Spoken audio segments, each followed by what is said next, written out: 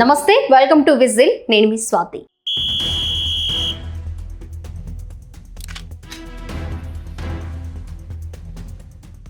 మంత్రి లోకేష్ ను అర్జెంటుగా ముఖ్యమంత్రి చేయాలని సీనియర్ జర్నలిస్ట్ బోగాది వెంకటరాయుడు అభిప్రాయపడుతున్నారు. ఏంటి అంత అర్జెంట్ అనే విషయం తెలుసుకోవాలంటే బోగాది వెంకటరాయుడు వ్యాసంలో ఏముందో తెలుసుకునే ప్రయత్నం చేద్దాం.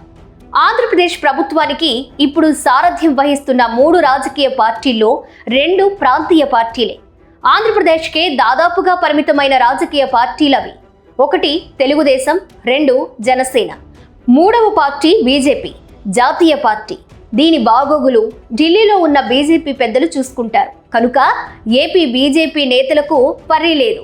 జనసేనను కూడా దాని కర్త కర్మ క్రియ అయిన పవన్ కళ్యాణ్ తెలుగుదేశం అండతో విజయ తీరాలకు చేర్చారు. ఇక అది కొత్తగా చేరుకోవాల్సిన విజయ తీరాలు అంటూ ఏమీ లేవు. అందరికీ అన్ని జెర్సీ పాడి ఆవుల్లాంటి పదవులను పవన్ కళ్యాణ్ అప్పగించేశారు. ఎవరి ఆవును వారు పట్టుకుపోయి ప్రజాసేవ పనిలో ఫుల్ టైం బిజీగా ఉన్నారు. ఇక తెలుగుదేశం పార్టీ, దీని జాతకం బాగుంటేనే కూటమి జాతకం బాగుంటుంది.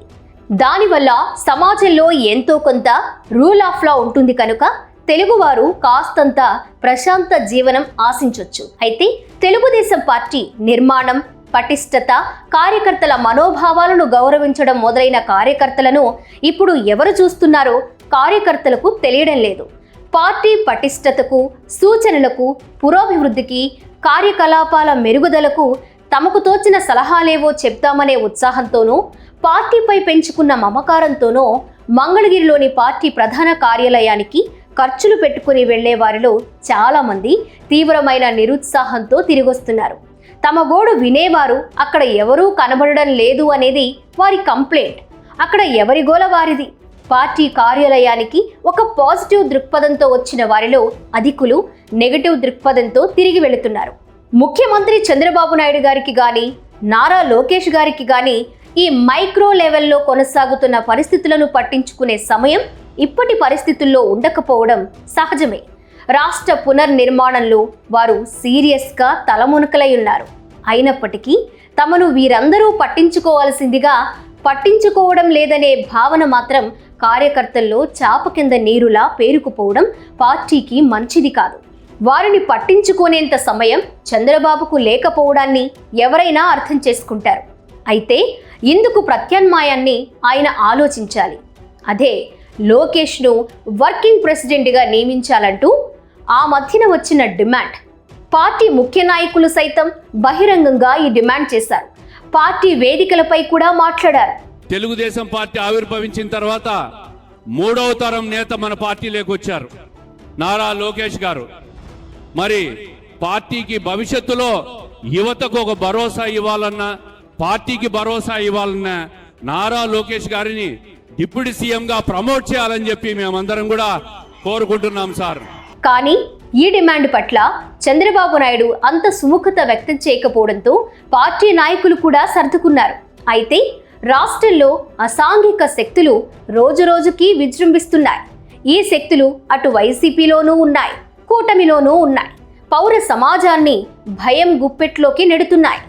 ఈ అసాంఘిక అరాచక శక్తులను చంద్రబాబు నాయుడు సమర్థంగా నిలువరించగలరని రాష్ట్రంలో పౌరజనంతో పాటు టీడీపీ కార్యకర్తల్లో కూడా అధికులు నమ్మడం లేదు.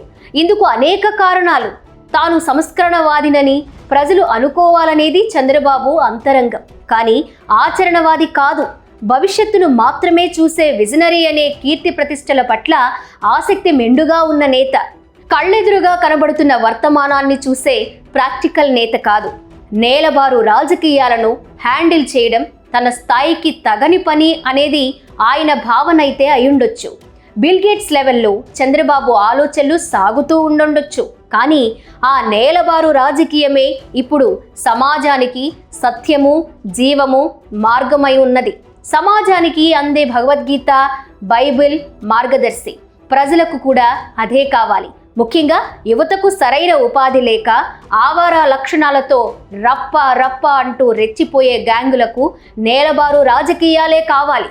ఆయన ఆక్రోశం చూపిస్తూ గంగమ్మ జాతరలో పొట్టేళ్లు తలలు నరికినట్టు రపా రపా అని నరుకు. మీకు క్వాంటమ్ వ్యాలీ ఏర్పాటు కావాలా లేక సమాజ పీడకలను లోపల వేయడం కావాలా అని అడిగితే ముందు పీడకల బారి నుంచి రక్షణ కల్పించండి మహాప్రభు అని జనం వేడుకుంటారు. 5.5 కోట్ల మంది జనంలో 5.5 మందికి ఉపయోగపడే టెక్నాలజీపై చంద్రబాబు దృష్టి పెడుతున్నారనే భావం మాత్రం జనంలోకి గట్టిగా వెళ్ళిపోయింది. దాంతో తెలుగుదేశం కార్యకర్తల్లోనే నిరాశ నిస్పృహలు గట్టిగా ఆవహించాయి.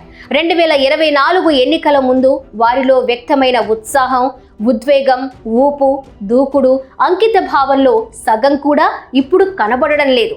ఎలా జరగాలని రాసిపెట్టి ఉంటే అలా జరుగుతుంది అనే నిర్వేదానికి లోనైన టీడీపీయులే ఎక్కువ మంది కనిపిస్తున్నారు. వీటన్నిటికీ విరుగుడు నారా లోకేష్కు అధికారికంగా బాధ్యతలు అప్పగించడమే. వజ్రాన్ని వజ్రంతోనే కోయాలి. అందుకే లోకేష్ను ఒక పక్క వర్కింగ్ ప్రెసిడెంట్గా అధికారికంగా నియమించడంతో పాటు ముఖ్యమంత్రి కార్యాలయంలో మంత్రిగా నియమించడమే చంద్రబాబు నాయుడు చేయవలసిన పని. నిజానికి పార్టీలోనూ ప్రభుత్వంలోనూ లోకేష్ ఇప్పటికే 100% నిర్ణయాత్మకంగా వ్యవహరిస్తున్నారు. ప్రభుత్వంలోని అన్ని ముఖ్య నిర్ణయాలు, బదిలీలు, పోస్టింగులు, పదవులకు నియామకాలు మొదలైనవి లోకేష్ ఓకే చేశాకే జీవోలు జారీ అవుతున్నాయి అనేది సచివాలయంలో మాట్లాడుకునే బహిరంగ రహస్యం. ఆ పని ఏదో తెర వెనుక కాకుండా అధికారయుతంగా బహిరంగంగా దర్జాగా చేసే బాధ్యతను లోకేష్కు అప్పగించాలి. ముఖ్యమంత్రి కార్యాలయం నుంచి ఆయన ఈ బాధ్యతలు మరింత సమర్థవంతంగా పారదర్శకంగా చేయగలుగుతారు.